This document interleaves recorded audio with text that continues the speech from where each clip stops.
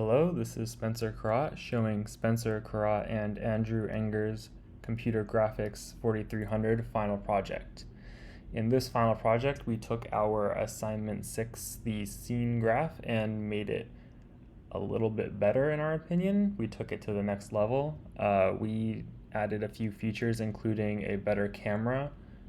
We added independent revolutions of the planets around the sun, so they each move at different speeds.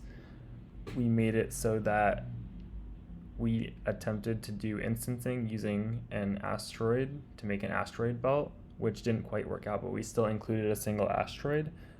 We also attempted to do a skybox using cube mapping so that it looked like we were in space, which also didn't quite work out, but you can kind of see the scene if you zoom in. So without further ado, I will take a look at our code. We did most of the work in our STL Graphics program file. We started by creating planets using our object orbit manager. The orbit manager pretty much makes it so that each planet can have its own independent orbit, independent rate of revolution, and independent scale. We then took that and we made an instance of each object and assigned it a texture. And then we assigned a new object, a new sphere object, to each orbit so that we could bind the Earth to the orbit. And we did that for all of the planets with all of these different ppm files. And then we assigned the root to the sun, and then every other planet was made a child of the sun, and then every planet was given an orbit. So the sun gets an orbit, and the orbit gets a planet. And we did that for all of the planets as well. And then finally, we did the transformations for each planet. So we scaled them, translated them, moved them out to a certain distance, and they were given a rate of revolution, so spinning on the spot, as well as a rate of rotation where they would rotate on the spot, and a rate of revolution where they would go around the planet, which is the sun. And that is again the same for all the planets.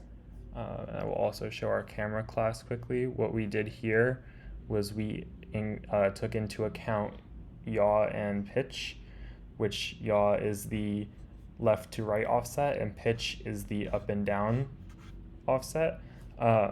Makes it so that if we look in different directions, we can do it more smoothly, and we should be able to look in any direction without messing up the window. And that is our camera class.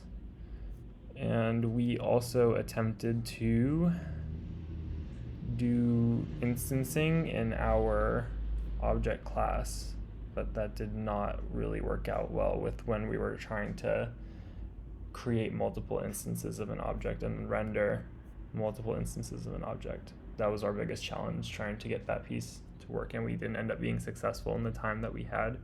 But if we were to take this project further, we would spend more time making it look more realistic, getting a really cool scene graph, skybox, and making the instancing of the asteroid belts more effective.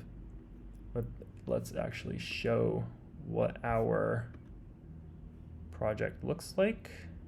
So you can see the asteroid belt is going pretty fast. That's on the inside.